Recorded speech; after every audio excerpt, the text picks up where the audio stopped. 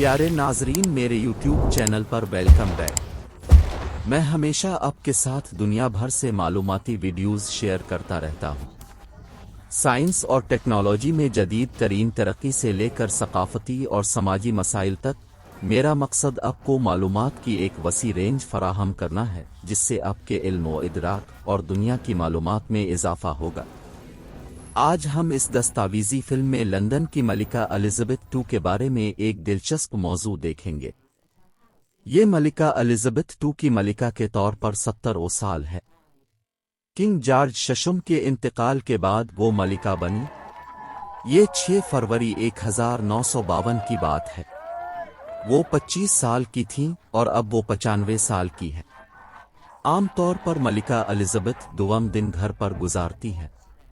वो सैंडरिंघम में अपने घर पर रहती है। यहीं इसके वालिद का